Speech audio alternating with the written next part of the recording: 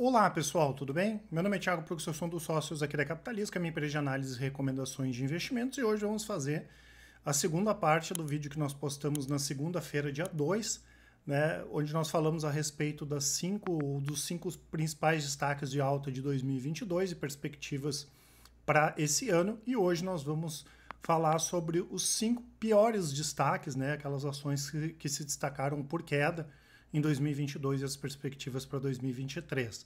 Já deixo claro o convite para quem não é inscrito se inscrever no canal, para quem gostou do vídeo, dê um like e compartilhar, e coloquem aqui nos comentários o que vocês acham dessas ações barra empresas, né? Eu lembro que aqui a gente vai destacar algumas ações, não foram necessariamente as maiores baixas, nem como na outra apresentação foram as maiores altas, mas sim aquelas que vocês pediram, algumas que a gente não falou, e claro, estão aí no ranking de destaque positivo ou negativo, tá?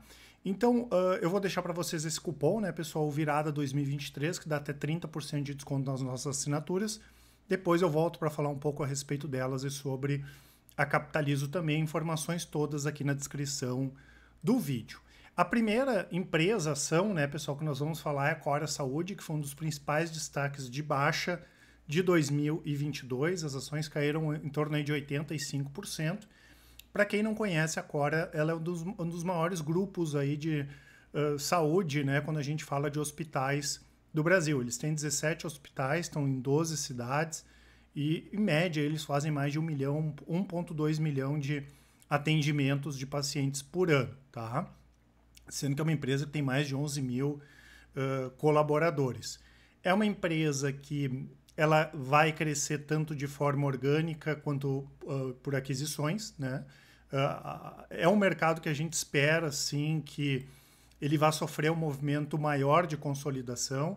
Nós tivemos a junção aí de empresas como Hermes Pardini com Fleury, Apivida com Intermédica, porém, a situação do juro alto, né, impossibilita um pouco as empresas se alavancarem, né, porque custa caro, às vezes, fazer uma operação dessas de compra, né? E com a taxa de juros elevada, as empresas acabam tendo muita despesa financeira. Foi o que a gente comentou nos casos da junção de Intermédica com a Apivida, né? Custou muito cara a operação de fusão. Não que isso não possa se recuperar ao longo do tempo, mas claro que pode demorar bem mais aí do que o previsto, e normalmente esse tipo de coisa não está precificado e as ações podem acabar caindo mais, né? Então é uma empresa que operacionalmente ela vem crescendo em termos de hospitais, de receita, leitos, cirurgias, tudo isso vem aumentando. O que a gente comenta, né, pessoal? Primeiro que no segmento dela, isso pode ter atrapalhado também em relação às ações, nós temos empresas mais fortes, como Redditor, que não é a nossa preferida no segmento de saúde, mas é uma empresa que é mais encorpada, né, é mais rentável do que a Cora Saúde. Mas a empresa, como eu falei, ela vem apresentando aí crescimento. Em 2019, a receita era em torno aí de 442 milhões, nos últimos 12 meses pulou para 1,9 bi. Deu prejuízo o ano passado, sim, mas além da questão das aquisições, né, isso traz impactos financeiros para os resultados. Tem a questão da inflação, dos juros que acabaram impactando também os resultados, mas é uma dívida que é compatível, né, com essa estratégia de crescimento da companhia, né? Nós não encontramos nada que justificasse uma queda aqui tão grande, né? Alguma coisa tão negativa que justificasse uma queda tão grande, que foi essa queda aqui de 85%. Talvez, por comparação, por ser uma empresa mais nova, de IPO, isso possa ter pesado, mas realmente não tivemos nada muito negativo. Como eu falei, né, tem a Redditor aqui que é mais interessante, mas a gente não gosta muito desse segmento de empresas que tem muito foco, ainda que sejam mais verticalizados com hospitais, porque é muito caro tudo, é complicado, são negócios complexos, tá? Mas a empresa Cora, que é uma boa companhia, e vem, né, entregando os resultados. E claro, com toda essa queda e uma empresa que opera metade do valor patrimonial, existe a chance de daqui a pouco alguma outra empresa se interessar e fazer uma aquisição, né? Isso aí não dá para descartar.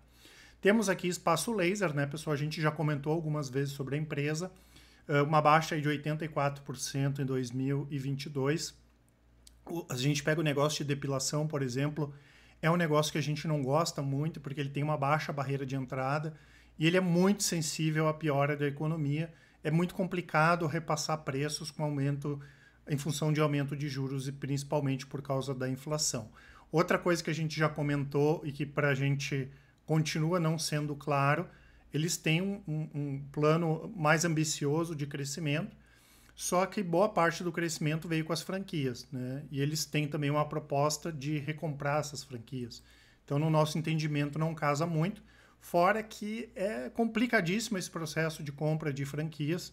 Isso traz uma série de passivos também, né? E outra questão que essa sim talvez já comece a se resolver agora, que a gente comentou que a empresa tinha problemas societários, né? A gente tinha falado já com algumas pessoas que acompanham mais de perto a companhia, com alguns gestores, e eles comentaram a respeito disso, tanto que o cofundador, né, o Thiago Veiga Pinto, que já tinha reduzido a participação acionária, deixou o bloco de controle, né? Então, claramente, né, pelo menos essa parte de problemas societários, isso aqui pode se resolver.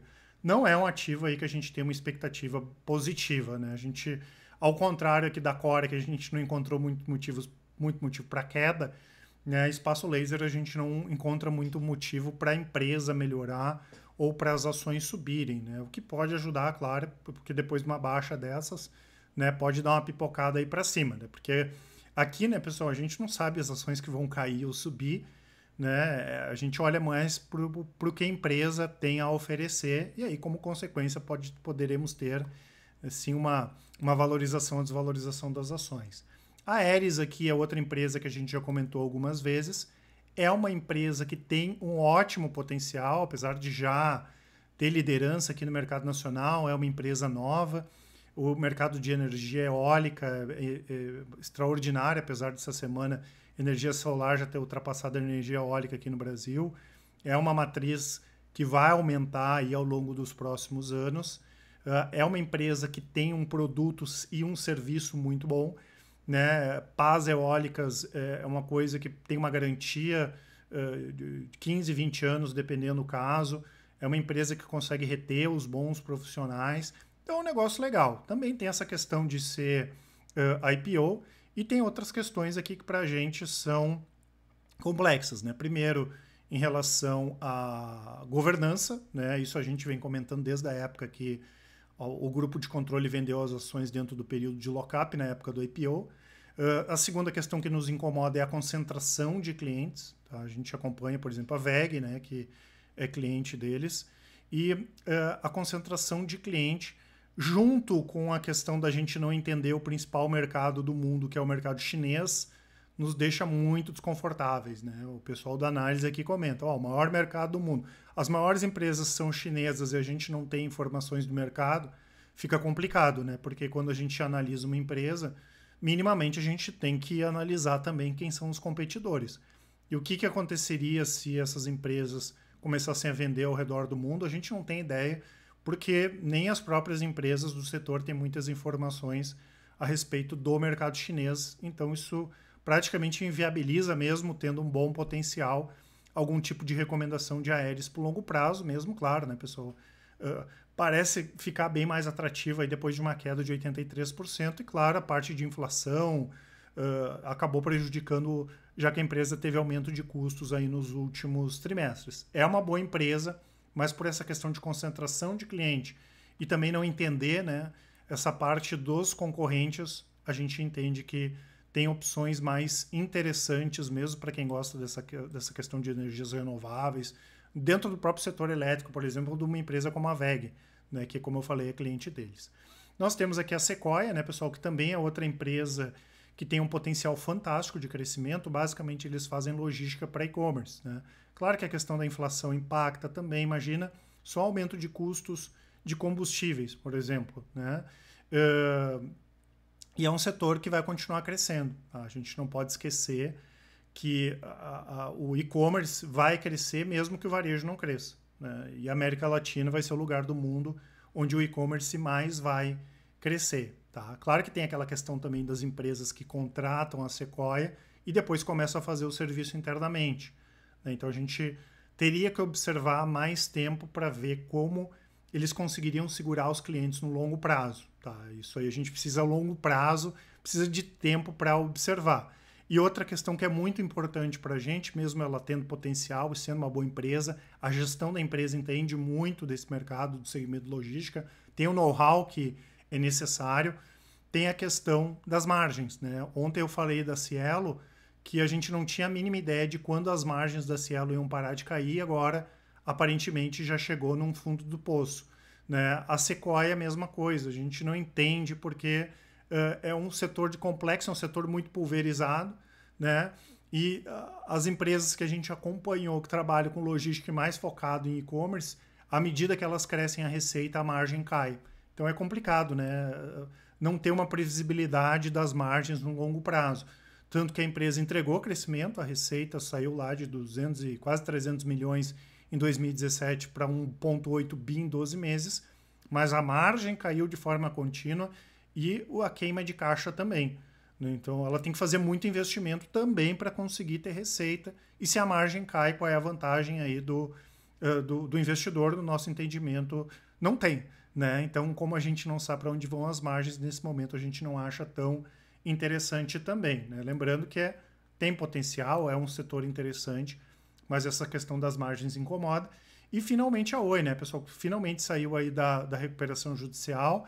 Eles vão poder competir no mercado. Eu já comentei algumas vezes que para a operação de curto prazo a gente poderia ter alguma recomendação de Oi, já fizemos, inclusive. Porém, para longo prazo, só pelo fato da empresa estar em recuperação judicial, a gente não acompanhava ela no sentido de uma possibilidade de recomendação. Voltamos a acompanhar porque saiu da recuperação judicial, foi importante essa saída da recuperação judicial, até porque é um negócio que ele tem o seu valor, né? Só em termos de ativos, né? Por mais que tenha gente que possa gostar ou não, a marca Oi é interessante também nesse sentido, mas é muito cedo, né, pessoal, para cravar maiores cenários. Então a gente deixa um pouco em stand-by, um pouco né, sem fazer maiores projeções, até porque tem todas as discussões ainda envolvendo essa questão de renegociação das dívidas que vão ser pagas, né, o endividamento da empresa é muito grande. E além disso, né, como é uma empresa que tem um histórico problemático, a gente pode ter esqueleto no armário, pode ter novos problemas, pode ter outros passivos que hoje a gente não sabe. Né? Isso traz um risco grande também para a Oi. Tá? Então é outro desses ativos aqui que a gente entende que não é interessante ainda pensando no longo prazo. Tá? Dessas empresas, como eu falei, a gente enxerga valor nos negócios da Oi, tem valor, da Sequoia, da Aeris, apesar de não recomendar, e também da Cora, né, que dentre esses aqui foi aquele que a empresa que, no nosso entendimento, né, não teve uma piora para justificar uma queda tão elevada aqui do preço das ações, tá certo?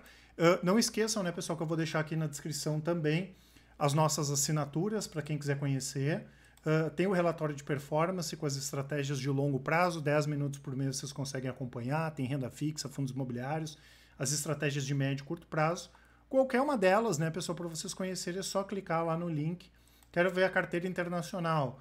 Então vai ter lá informações da carteira e os resultados históricos. E vocês vão ver que, em termos de resultado, a Capitalizo é a melhor casa de análise do mercado hoje. Né?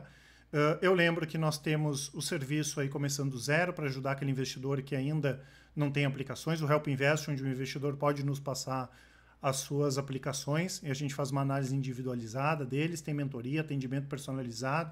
E aqui, né, pessoal, é sempre com resultados comprovados, 100% de transparência, dando ganho, dando perda, a gente mostra tudo como funciona e 100% de independência, que é muito importante para vocês ganharem dinheiro ao longo do tempo sem conflito de interesse. E vou deixar também os nossos contatos, o e-mail contato@capitalizo.com.br, quem preferir, nos chamem no WhatsApp, mandem um áudio, uma mensagem que com certeza o pessoal do atendimento vai auxiliar a todos. Grande abraço e ótimos investimentos. Até mais!